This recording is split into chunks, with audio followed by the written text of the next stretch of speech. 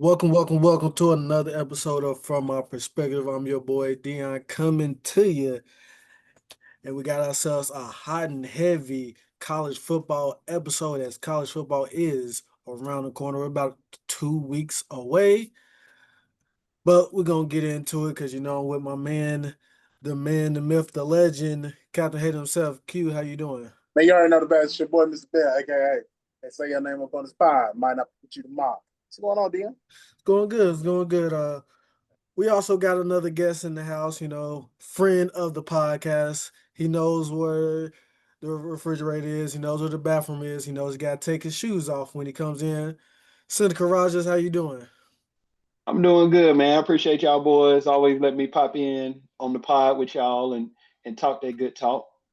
So I appreciate Yeah, I know you've been wanting to talk about college sports as it's in a little bit of a rough patch in terms of not the product on the field or product on the court, but the stuff that's going on off the court and off the field is in a rough patch.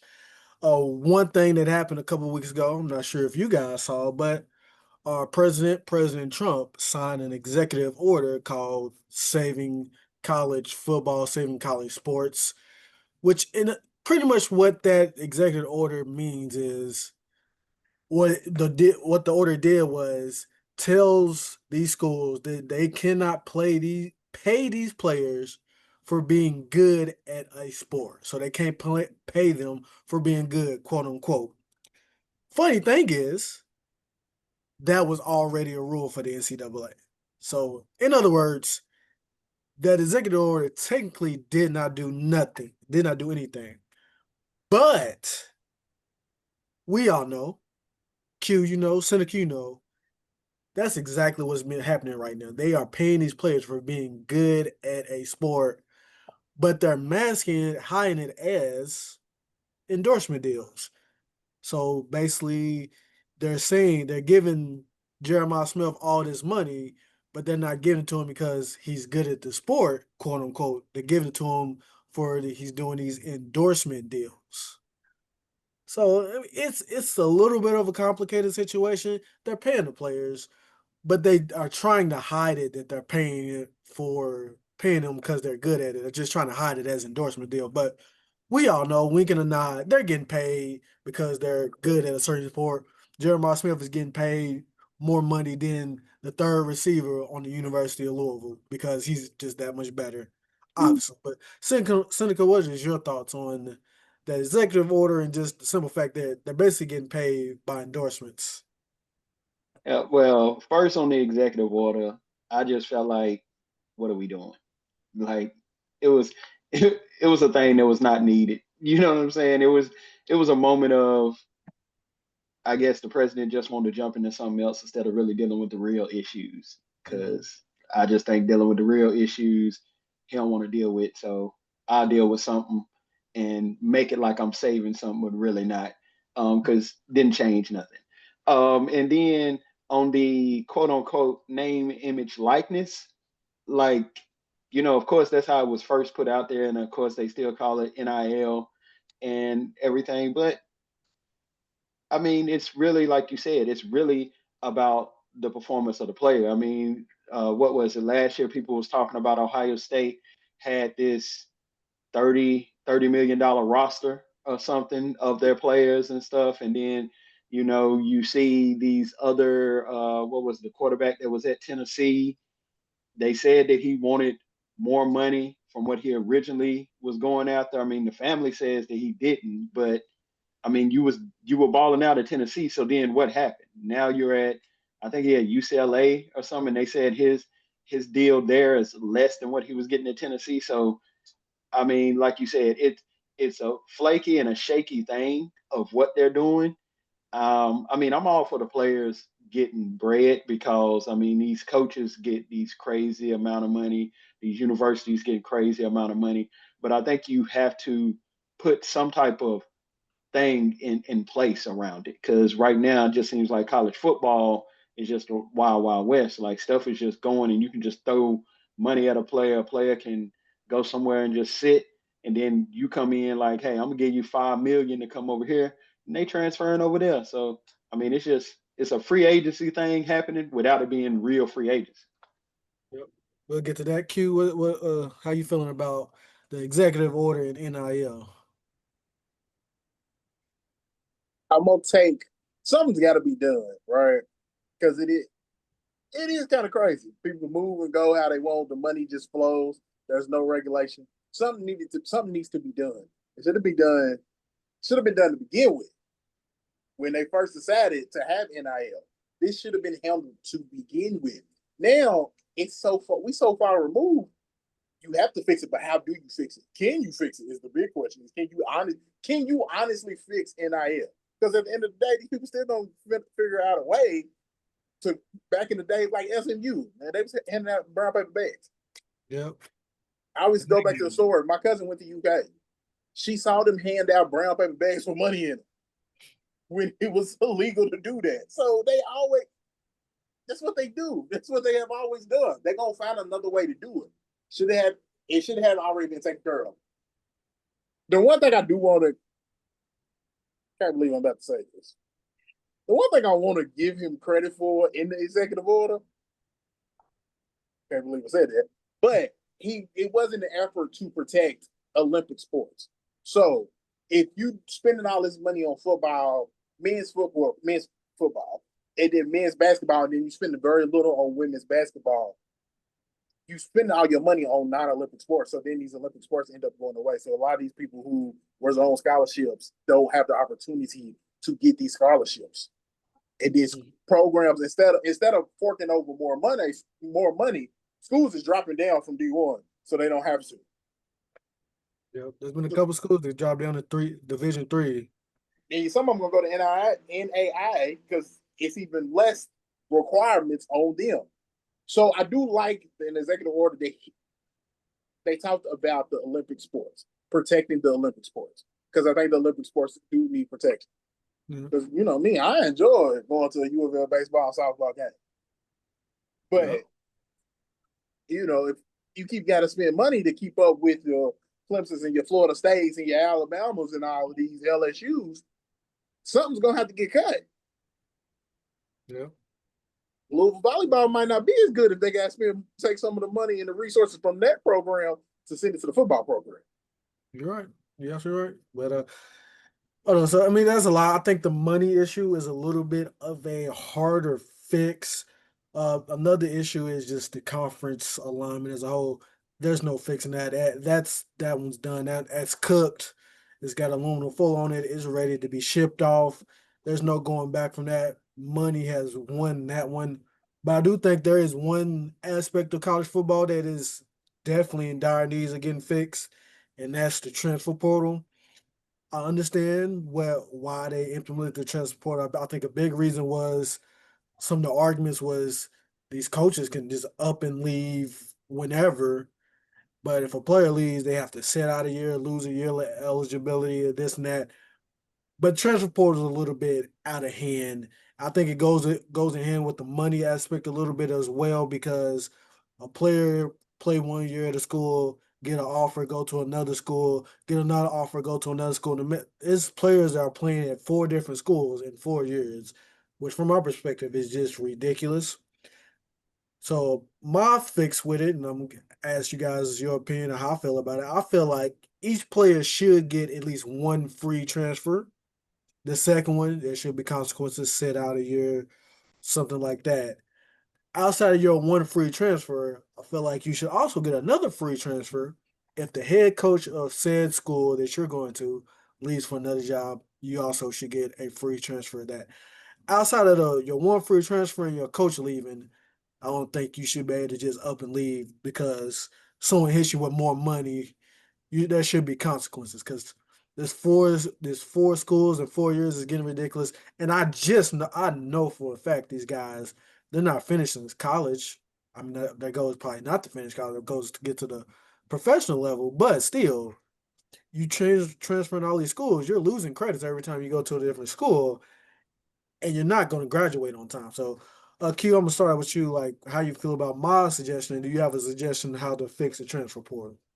I think I like your suggestion. The only hard thing is going to be I can't think of his name, but it was a wide receiver from North Carolina. He was trying to transfer out or transfer in or something like that, or brother something. But he said his aunt was sick. That's why he wanted to transfer. Yeah. So then they're gonna have medical transfer too. So it's gonna be kind of dicey to protect it. I do like the idea as far as the transfer portal, somebody sitting out a year because me like coaches when they take another job they lose money from that contract. I don't really want to take the money away from kids. No. So I think your idea is the best way to go about it. So that way they not paying that money back. Let's be real.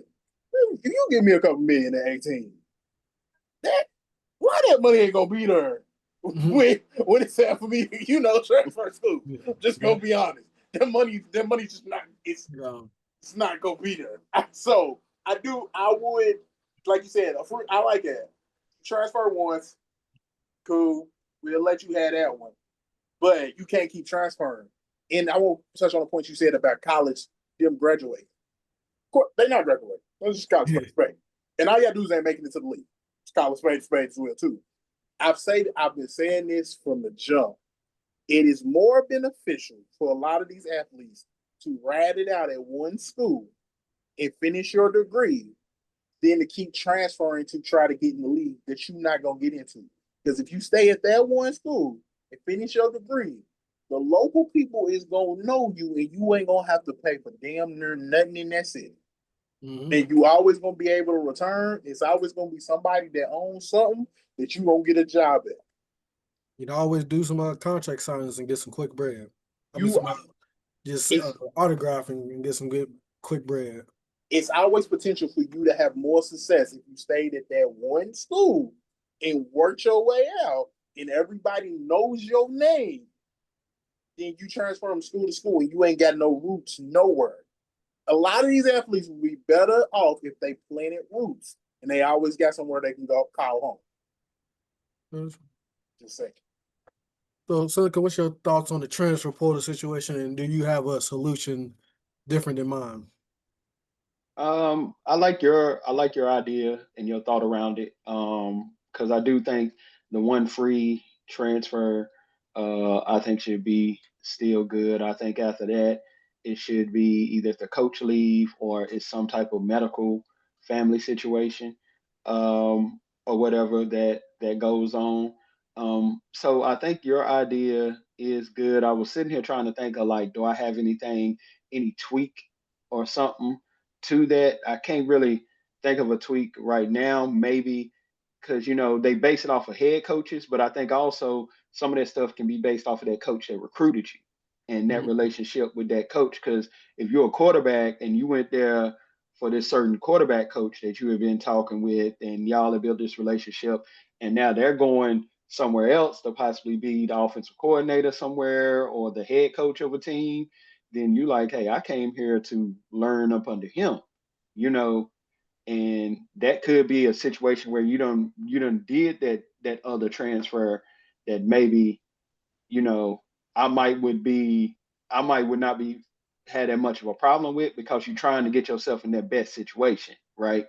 Um, I do think though that it's out of hand because of the fact, like you said, you're seeing these kids that's just jumping around. They just jumping around everywhere. I don't want them to lose out on any money, but also too, you're throwing money at them to transfer over here. You sitting there or whatever, and nobody's waiting anymore. Nobody's like on the grind, waiting out that moment. You know what I'm saying? To come up and be like, hey, I done sat behind this dude for 2 years. Now I got my 2 years to go out here and ball out and all of that stuff. They're not doing that. If some of them ain't coming in as that true freshman, getting that shot and possibly getting out there on that field and starting, then they ready to jump ship.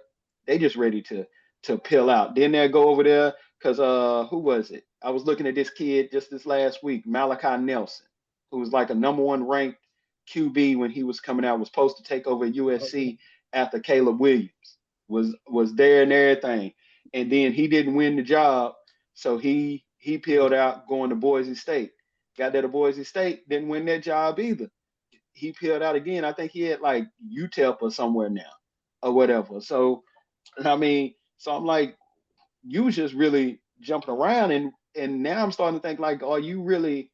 Because if you losing out to these people, then you just ain't good. You're just trying to find somewhere where there's no competition, so you can go out there and really, is you gonna ball? Like, where's the competitors at? Where the ones that's gonna show up and be like, you know what? He gonna have to beat me. If he beat me or whatever, if they beat me, they just better than me. Then I'm gonna keep on grinding so I can get out there. And I do like what you said, Q, about planting down some roots somewhere, getting some roots because hey, I'm here in North Carolina. I'm a Carolina guy, you know. So cats like what was your boy? Marquise Williams, who played quarterback here at Carolina. Like, you know what I'm saying? A lot of people still show him love. He's a North Carolina kid, waited his moment to get to be the starter, and he did his thing and got his start on. I mean, we had Sam Howell that came in. He went ahead. I mean, he did get the start as a freshman, but he stayed for those 3 years, didn't try to jump. Drake May came in right while Sam Howell was still here, even though he was heavily recruited and people was trying to get him to jump. He stayed. So I mean, there's that roots in that, and people really riding with you after you done left, and staying in that groove and mode with you. I mean, just think about I know for y'all out of Louisville, Teddy Bridgewater, big Mhm. dude for y'all. You know what I'm saying? Big dude. I mean, I talked to your sister Ray. She always talking to me about Teddy Bridgewater. Like anything that he doing, he talking about Teddy Bridgewater. But that's the type of stuff that you talking about. Those people that you like, hey, they rode with us. Like they stayed here. Still to this day, I'm gonna follow what they do and keep on supporting them. So I think that's a real big thing, that the loyalty in stuff is not there no more. It's not. It's not. Teddy Two Glove. Everybody loves Teddy Two Yeah, Glove. yeah. I agree completely with you, with you, Q and Seneca, and it's not even just the big names like Teddy, like just for Louisville, for example, Damian Copeland, he was the receiver in that area. He's good in the city. Gerard Holloman, safety from around that area. I think a little bit after Teddy, he's good, man. He has the record for most interceptions in the NCAA for a season. Even though he really didn't do much in the NFL, he good in the city. Eli Rogers, a receiver for like I said, all these people they good in the city. They come to Louisville, they have a recognizable face. You play for Louisville, hey, come and get you a nice little burger or something for the free. That's just how it works. I mean, we're Right. big. Imagine those smaller cities like West Virginia, Morgantown. I know Steve Slayton and Pat White. They go back to West Virginia. They ain't got to spend $1. They don't pay for Right. nothing. You hear me? Nothing. I know they don't. No, they don't. So, Right. so I agree with y'all. But we're going to slide to our predictions of what we are expecting from the 2025-2026 college football season. Obviously, last season, first year of the 12-team playoffs. They're trying to move it up to 16. Right now it's 12. We got some debate about how the playoffs should work. We'll say that for after we predict about who's going to go and who we feel like going to win. We're going to just start out at the conference level first. We got the Power Four, RIP to the Pac-12. You was once loved, but the Power Four. We got the Big 12. Well, I'm gonna start out with that one because that feels like the most competitive one. As seems like 75% of the teams in that conference feels like they can win it. Last year it was Arizona State, but the last week there was like 6 or 7 teams that had the opportunity to play for the Big 12 conference championship game. Colorado's there. They looking pretty decent. BYU, they had to switch out quarterbacks. That's a different conversation for a different day. So we'll see if they'll be okay. Kansas, they had a down year at the beginning of the year, but they came up. I start out. I'm just going ahead and say Arizona State. I got them repeating, but anybody can do it, and wouldn't even be surprised if someone like Arizona, who was god awful last season, can figure it out. Second, what's your thoughts of the Big 12? I mean, I think, Arizona State is still going to be in that mix. I think another team to think about in over there that always puts a good team on the field is Kansas State. I Mm-hmm. don't know. I don't know how they always put a good team on the field, but it's like they always in that mix. It's like they always are right there and stuff. And so I be always looking at them like, dang man, it's like I don't really hear nothing about Kansas State. Then you get around to the end of the season, you're like, they're in this conference championship game. So I always feel like they're gonna be in that mix. Um, I actually think Colorado might have a better overall team than what they had last year. I feel like they're gonna have a because looking at the transfers that they got in on that offensive line, looking at some of the dudes they done got in on their defensive line and stuff like that, I feel like their line play is going to be a lot better. So I think that's going to give them a little bit more balance to their offense. And then, of course, they don't know which quarterback they're going to go with right now, but I think the dude Salter, if he's out there, he can run too. And Shador was great, but Shador was not a runner. So I think Salter brings something different with that aspect too to them. So I really I really look at Arizona State, Kansas State, Colorado, and then possibly a sleeper choice for me might be a BYU. Yeah. I agree with you. Like I said, only issue with BYU is they lost their quarterback for unfortunate reasons, but they have rules. He broke those rules, so he had to leave. Also, I want to didn't mention, but Texas Tech they spent a lot of money on their roster this year, so that's another team to watch out for Mm. in the Big 12. Q, what you feeling about that Big 12? Can I just say I wrote a lot of notes, right? Mm-hmm. Can I tell y'all after Big 12 it says I don't know?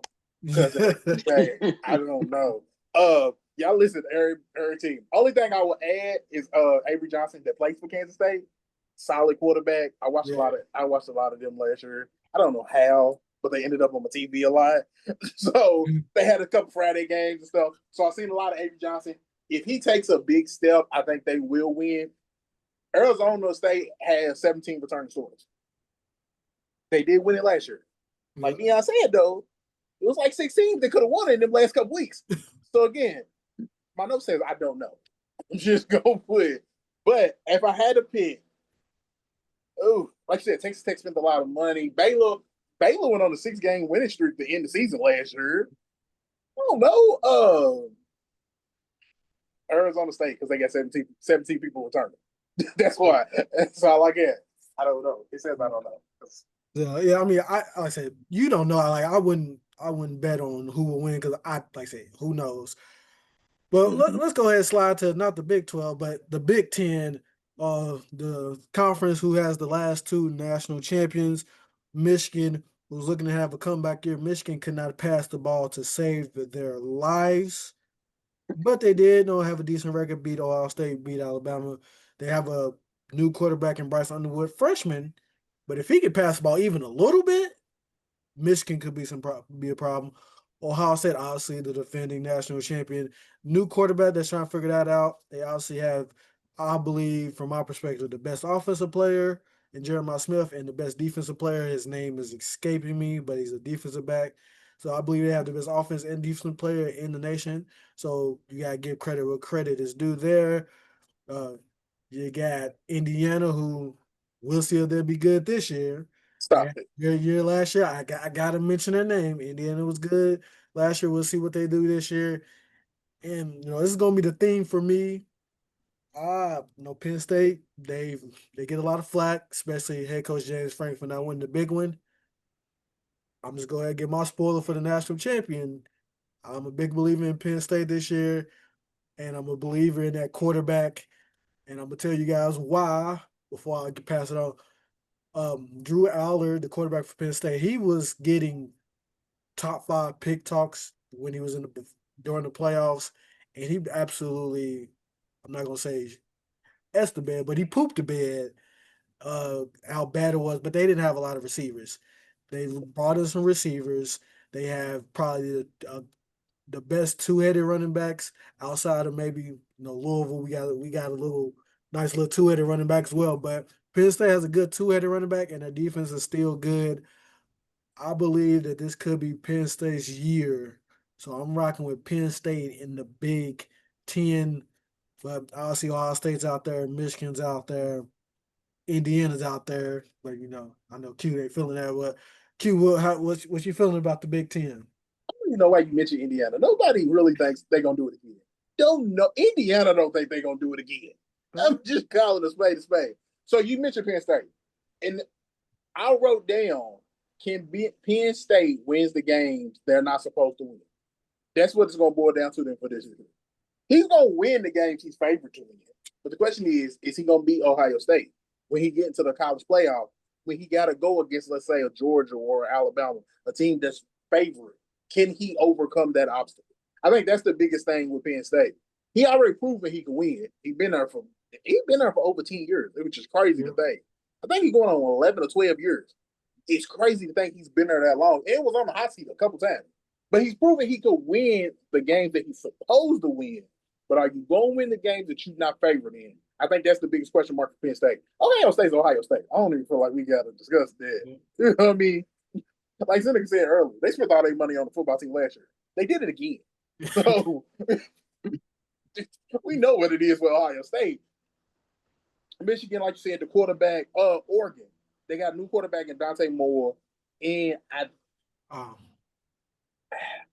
they probably got the best linebacking core in the Big Ten, definitely, but probably in all of college football.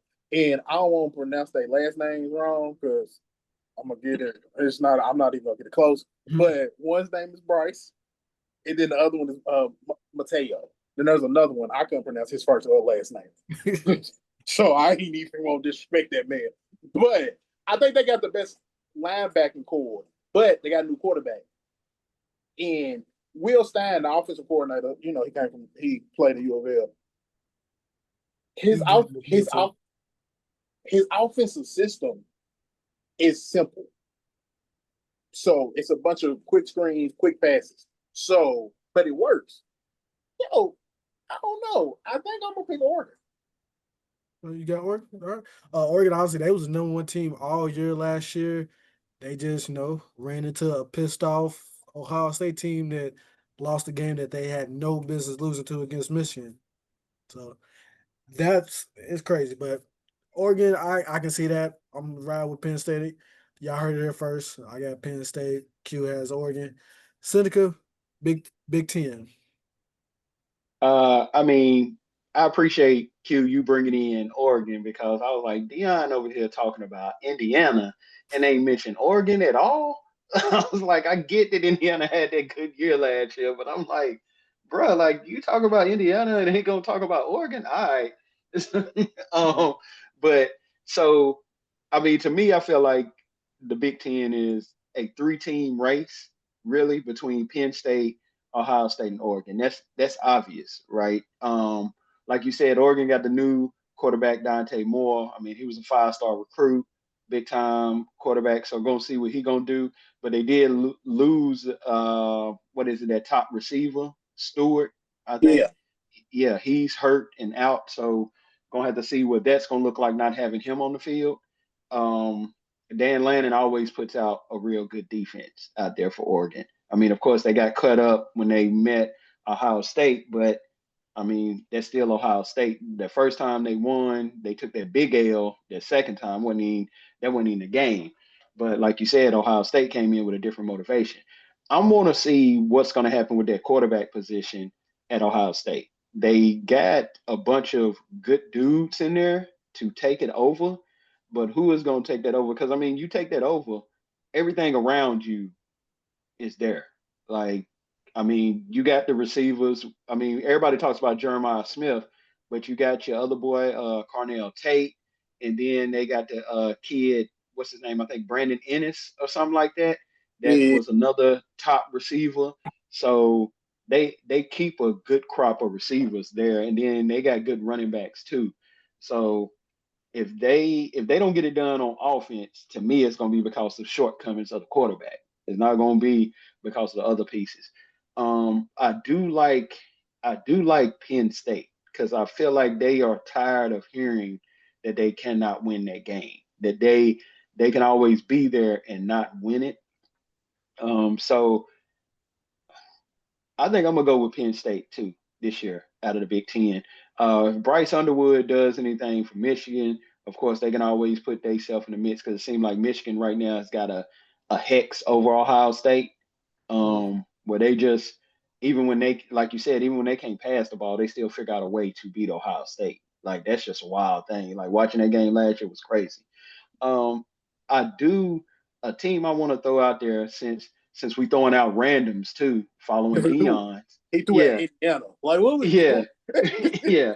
Since we gonna throw out some randoms, I feel like I want to throw out Nebraska because of their quarterback, Mhm.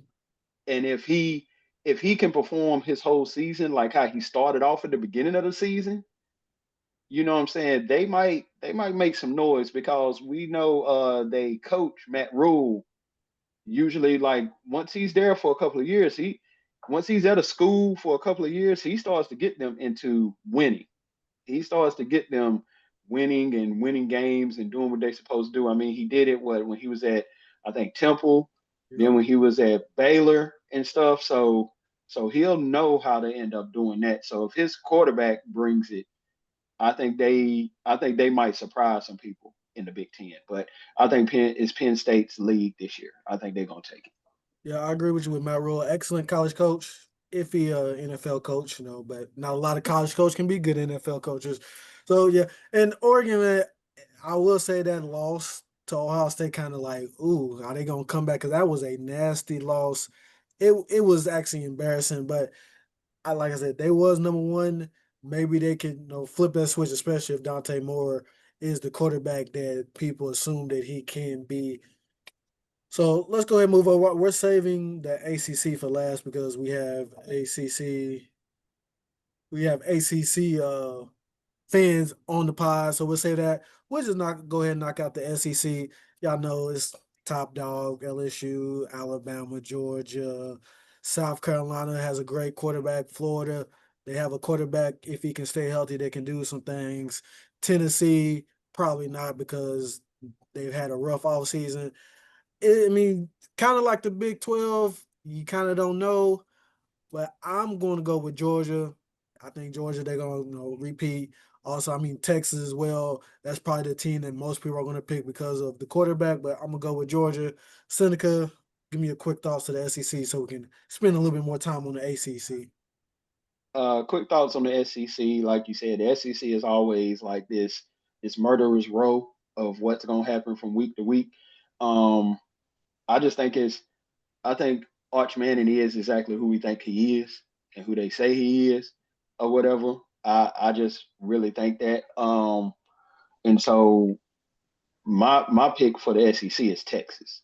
Mhm. I think that they're gonna take it because of that, but then also they got a lot of ballers over there in Texas. I don't I know what Georgia is bringing back a lot of players and everything, but I think they quarterback that Gunnar Stockton Yep, got to or stock it. whatever. I don't think that guy's going to be that good of a quarterback for them.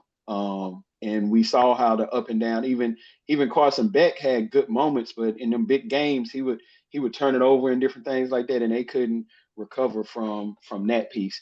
I do think Alabama is going to have themselves in the mix this year. I really do. I think second year under Kalen DeBoer, I think they could be like the second team. I think my prediction is Texas and Alabama playing in the SEC championship game, and I think Texas gonna take it. The thing about Alabama and Kellen Boyd, that he better have a good year this year. He better make the playoffs. Them fans, they ain't got no tolerance for that stuff, especially after having to go Nick Saban. But Q, go ahead. All right, so Alabama, first 10 games, average 39.5 games. First 10 games, average 39.5 points per game. The last three, they average 14. So if they play like they did in the first 10, they'll be okay.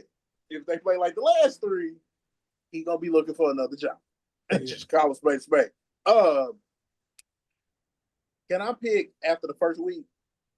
And the reason I say that is because, hear me out. I want to pick LSU.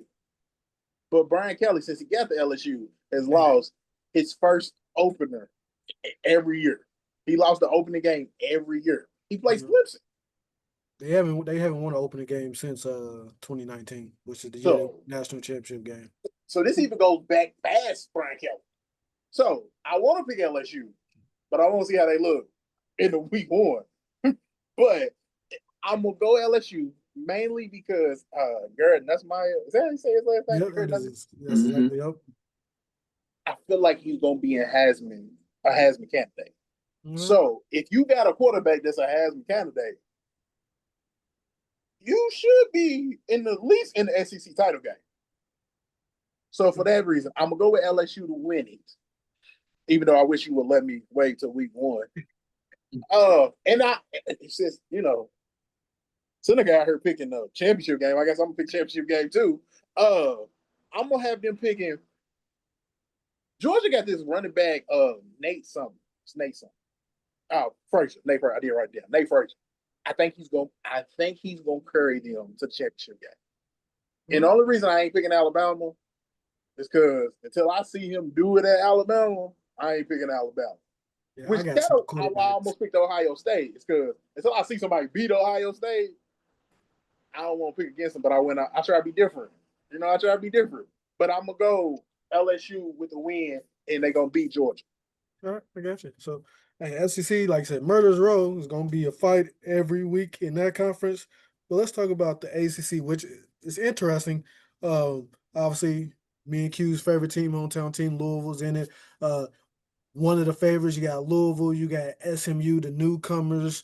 They made it to the conference championship game. Clemson, who is the favorite. Some people have national championship favorite because of Cade Klubnik. Uh, Miami, they there. But do you believe in the coach? I don't know. No, most people don't. Uh I mean that's about it. I'm just gonna say Louisville, man. I mean that's what you got Louisville, Clemson, Miami, Louisville just for our two-headed running backs, and I'm being biased. I can't be unbiased. I got Louisville winning the ACC. But there's another team out there, but they are interested about their coach and his love life. But I gotta ask Seneca, since he is a North Carolina fan, not only who you think is going to win the ACC, but what are your expectations for the NFL's greatest coach heading to college, Bill Belichick? What is your expectation for him in North Carolina? All right. So my expectations for Bill at North Carolina now, since we done calmed down his girlfriend, is is to get is to have the Bill Belichick that we know that he is. And I think because of the way that college football is set up now, Bill Belichick can work in college football because, like how we talked about earlier with the name, image, likeness, all of that stuff. I mean, one of the first hires that he made when he came in was basically getting a general manager. Yep. Basically, was a person that he got to just solidify that whole thing for him. And so I'm seeing some of the recruits and everything, some of the top guys that we're getting for Carolina that's in the state of North Carolina that's deciding like, yeah, we're going to Carolina now with him. I think that's going to be something. I do like the transfer quarterback that we picked up, the Gino Lopez guy. I like him. I know they still ain't solidified who's going to be the starting quarterback, but I do like him. And I feel like more people are caught on Bill. Of course, I understand that he is more of the talk because he's a bigger star than most of the players on the field. But I think that's too when he does some of his greatest work. When it's like, you know what I'm saying, it's not that big name star where it's like this team effort. Do I am I gonna be biased and say that we're winning the ACC? Yes, I'm gonna be biased and say we're winning the SEC. I mean the ACC or whatever. Like we gonna go ahead and win it. No, I'm being for real. I don't think we're gonna win the ACC, but I think we're gonna have a winning season this year. I think we're gonna knock off some teams that some people ain't gonna suspect for us to win. I think the ACC is probably. I look at it as a two-team race between Clemson and Louisville, and I like the quarterback transfer to Louisville got. I mean, the running backs are good. Don't get me wrong, y'all got good running backs, but I do like the quarterback transfer that came in, Louis- Miller Moss. Louis- we'll Yeah. talk about the running backs for Louisville here in a second. Q though, how you feeling? You gonna hop on the bias train with me? That's just you. Seneca out here picking North Carolina, knowing damn well they not gonna win. He know damn well they ain't gonna win. He know that he didn't even listen to other schools. He just, he listened to them at the end, but he ain't give them no credit. You know what I mean? He just like, well, yeah, what for? they What got for? this, and they got that. You know what I mean? He broke every other conference, broke it down. Dion, you did too. Y'all broke down every other conference. Get to y'all home conference. Nah, I'm just picking my team. So I'm gonna do my job first. Cool. ACC. Being unbiased, Clemson could go undefeated. And I know they play us this year. Clemson could go undefeated. It's possible. It ain't likely, but it's possible. He don't want to recruit no transfers. He won't do it old school. Brings dudes straight out of high school. They come up in our program. I ain't mad at it. But this is going to be a very interesting year to see what Clemson does. SMU, nobody mentioned. They got the offense to win. Quarterback's good too. They got the offense. They got the weapons on offense too. They got the offense to win games. What's that defense gonna do? Is the question for SMU. What's the defense gonna do? If the defense could catch a nosebleed, they might be able to win some. If their long as ain't blood going everywhere with the nosebleed, they might be able to win some. Yeah. So, Carson Beck going to Miami, I give Miami some credit. I think it's going to be possible for them to win the conference as well. I don't think it's going to be because of Carson Beck. It's going to be because they University of Miami. They got speed at every position. They got speed at position that you ain't even supposed to have speed at. It's Miami. That's what they do down there. Then there's Louisville. The two head running back. The biggest thing with Louisville is the defense could bend, but are they gonna break? And if they break, how many times they gonna break? That's gonna be the biggest question with Louisville, as well as the transfer quarterback. I ain't saying I'm a fan. I'm not big on this. Let's get a transfer quarterback every year type situation. Nah, Plummer was cool. What's his name? Deion. What's Shuck? Shuck was great. Shuck was great. Plummer was cool. The Miller Mouse dude. If you ain't making it in USC and they got weapons, just saying, I'm just supposed to guarantee you gonna make it hurt. Yeah. I can't say that being unbiased. Yeah, it's tough because Jeff Brown, head coach of Louisville, he's considered a quarterback whisperer. But that boy Lincoln Riley at USC, he's a quarterback whisperer too, if not more than Jeff Brown. Yeah. So that being said, like I went through all of these schools being unbiased. So I ain't picking. Yeah. So you did all of that to not pick anything. Because if I pick, then I'm gonna be like, y'all, because I'm gonna pick Louisville. I mean, what you gonna do here? I'm gonna pick Louisville, but I just want to give these other schools that credit. All right. Well, you gave them that credit. Right. You ain't got to pick, but let's go ahead and slide to the group of 5 teams. We're not gonna go conference by conference. We're just gonna talk about teams that you guys feel like is going to be the best group of 5. Obviously, we got Boise State, which they should be in a Power 4 conference. Just I don't know, just get one. Memphis, who we'll talk about in a second, they was trying to get in the Power 4 conference, but hey, somebody said no, we good. And you got UNLV, also a pretty good team. Tulane, who has a great coach. They just picked up a great quarterback in the transfer quarterback from BYU, Jake. They should be good. Outside of those teams, I believe that. I mean, those are your best group of 5 teams. Boise State doesn't have a Ashton Genty this year, but they're still good. I think I'm gonna rock with Boise State again to be the best group of 5 team and make the playoffs. How you feeling, King? It is. I mean, the obvious choice and the easiest choice is Boise State, but Tulane has been building a program.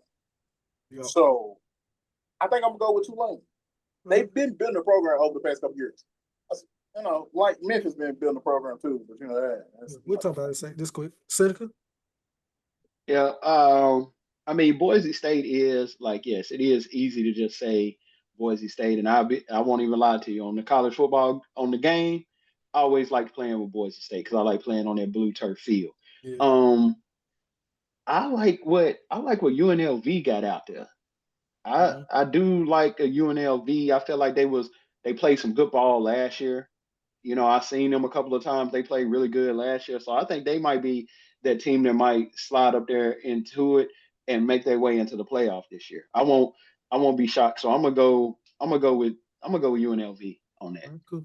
Oh, so before we slide up to our Heisman picks, we got to talk about Memphis. I just mentioned them. They tried to get into the Big 12. Now, we talked about the Big 12 as being a crazy, like you said, I don't know who's going to win. I barely know who's going to win. I just picked Arizona State because of all the returning players. But they tried to get into the Big 12. They gave like a $200 million offer, if I looked at it correctly. Yeah, they did. It was $200 million offer to try to get into the Big 12. And the Big 12 said, nah. If I'm the Big 12, I don't understand why you say no unless you just like, I guess we too deep, but get as many good teams as possible. I don't understand why you like, nah. If I'm another conference, the ACC, you got teams that's trying to get up out of there. Seneca, you know the team is trying to get up out of here. We got teams that's trying to get out of the ACC. I would have. Y'all still got that 200 mil. We might got a spot for y'all, but Q, how you like? What's up? Why Big 12 say no to the Memphis? See, you took the reason I put this on the list was because this is what I'm trying to figure out. Is why the hell Memphis ain't in? I know they had their facilities wasn't the best. They got FedEx money. They always had it, but now FedEx started put the owner FedEx or CEO of FedEx. He started putting more money into Memphis, and Memphis is growing, and they building the facilities. Why ain't nobody called Memphis bull? Memphis should have been called because it's a nice size TV market. Like I said, they got the FedEx money. They was always good at basketball.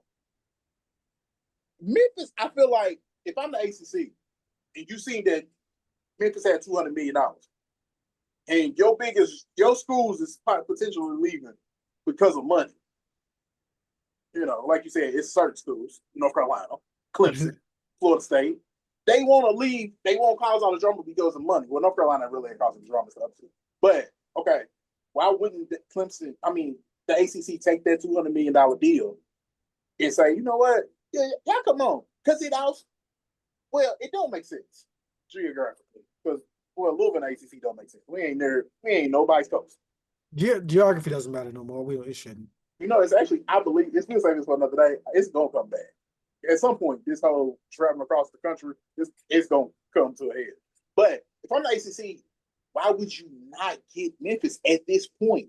They done build their infrastructure now. They are attempting to win in all sports, not just basketball. And again, you struggling with money because all these schools is complaining about money. Why would you not go get this money?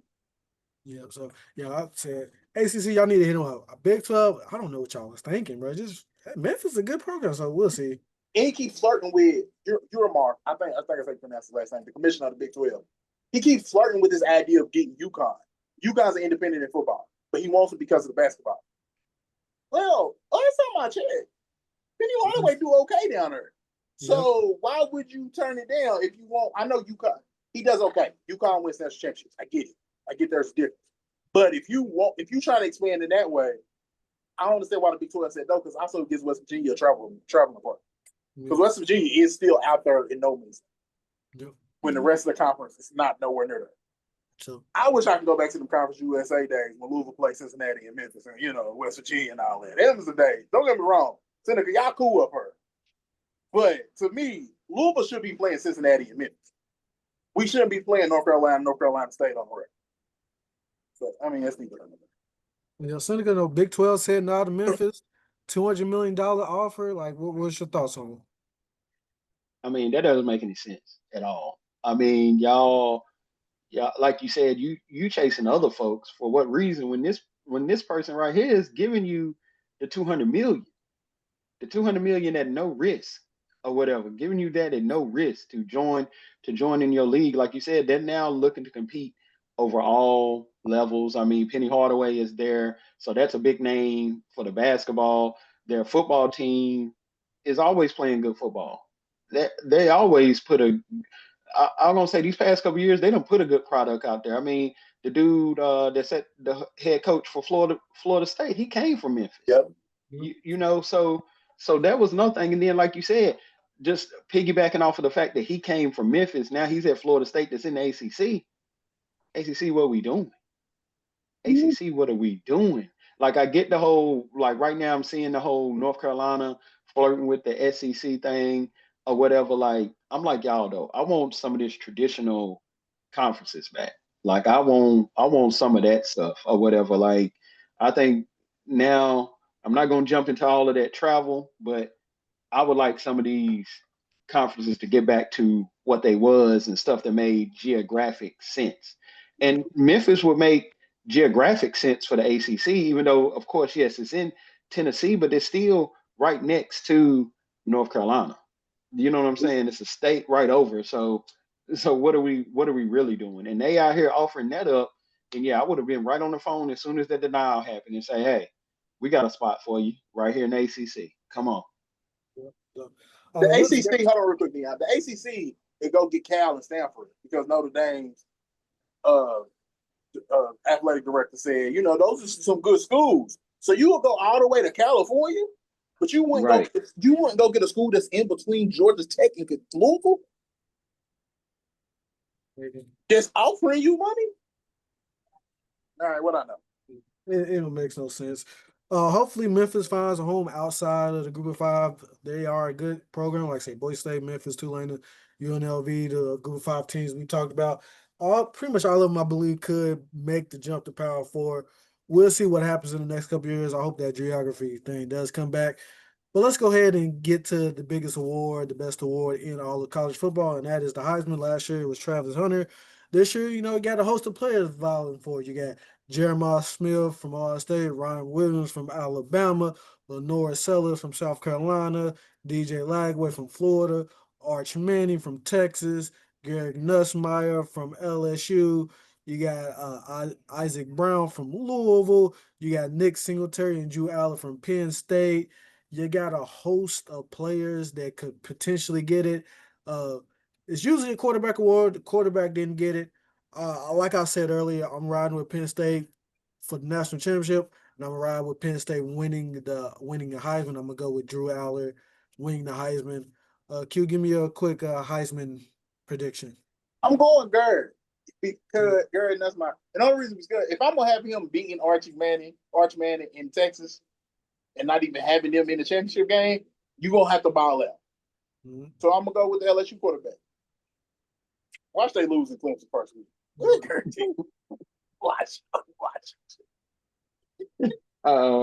Yeah, I'm gonna go with Arch Manning because, like I said earlier, I mean, I feel like he is exactly who folks think he is. He's exactly that, and so I feel like he's gonna have that ball out kind of year and everything. And of course, he's gonna be in the spotlight, so that's a part of it. It's eyes on you and people being able to see you. So I think he's gonna do that, and then winning the SEC is gonna be big for him too. I mean, Jeremiah Smith to me is like probably this year maybe the most electric like college football player, but with your quarterback situation still trying to get figured out, that makes it tough for that wide receiver.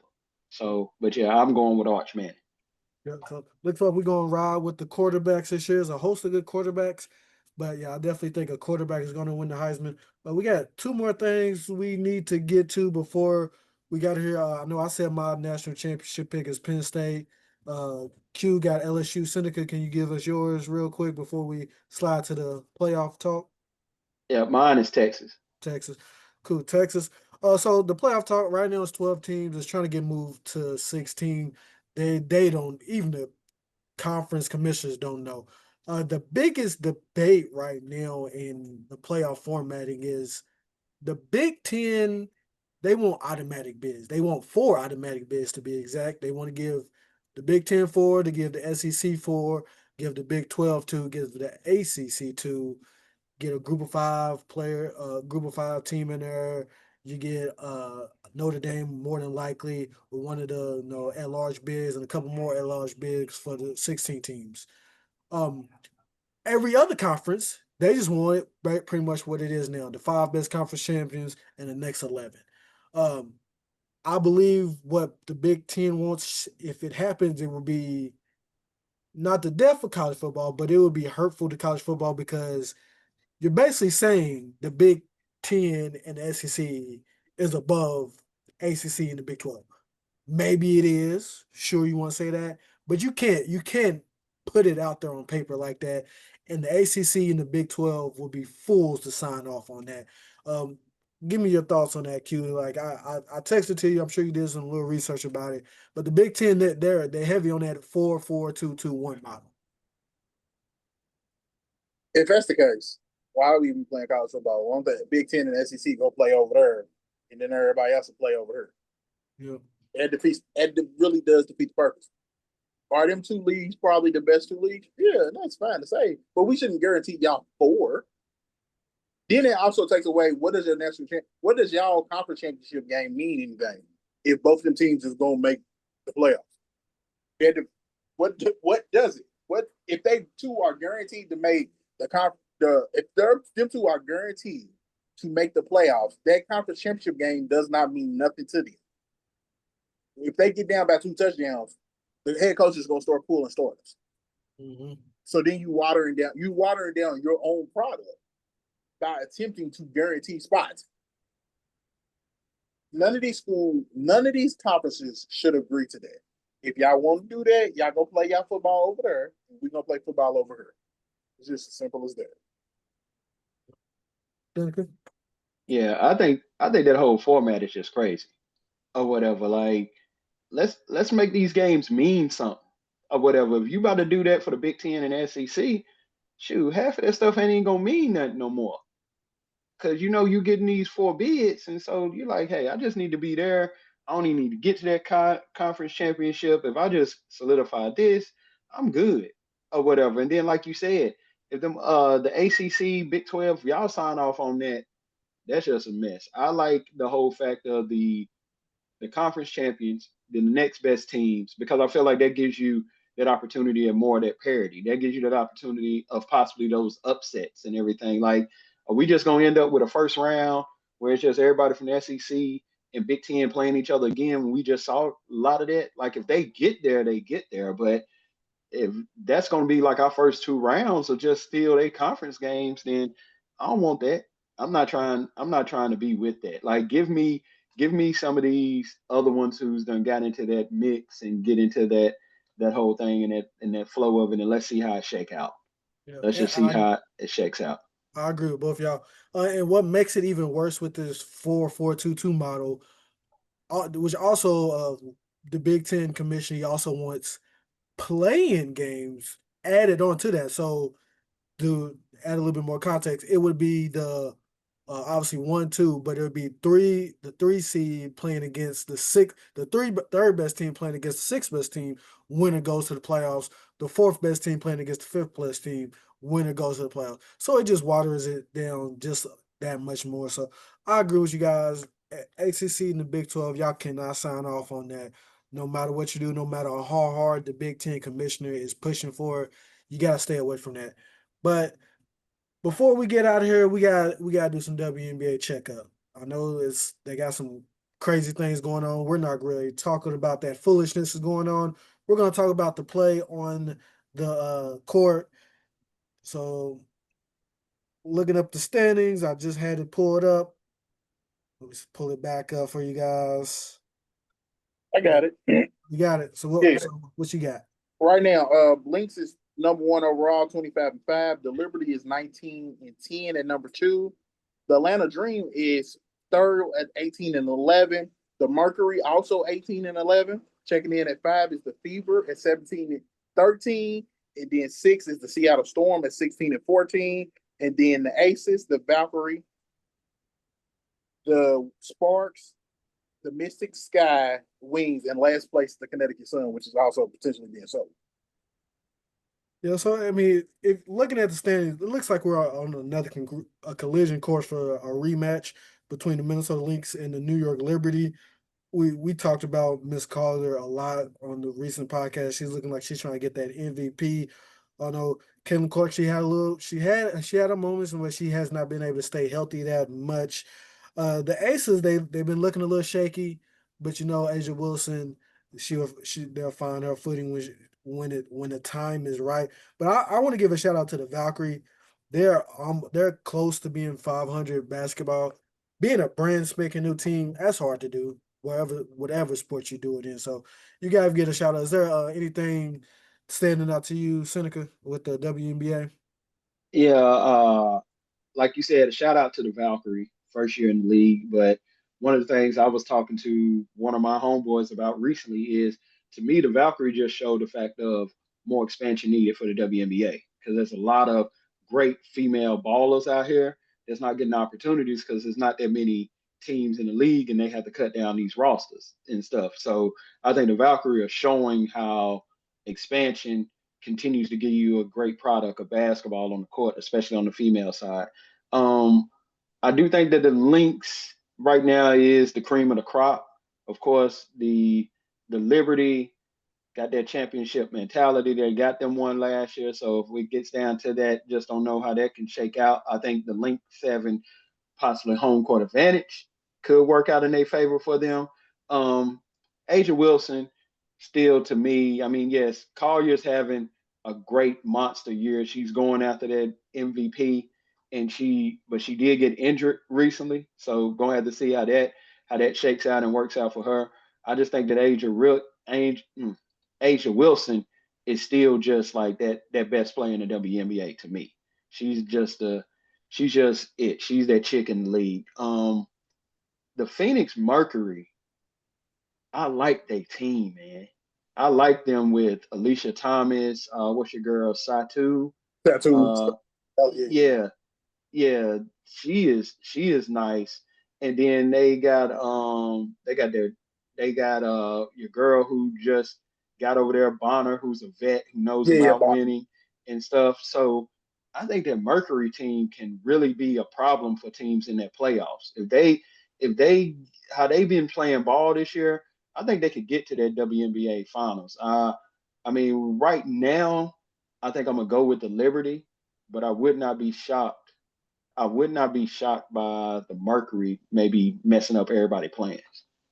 Yeah, I'm a since we're picking, I'm gonna ride with the Lynx. Looks like they're on a revenge tour type of thing, so I'm gonna ride with the Lynx. Q, give me how you feeling? WNBA standings and how you feeling about who could maybe possibly win it all? Well, I mean, I've watched the links. To me, it's just me. I feel like they head and shoulders above everybody else right now. Yeah. To me, from my perspective, I feel like they head and shoulders above everybody else. Now, Pisha, this is what Dion, you always talk about people when they get their trophy. It's already on the mantle.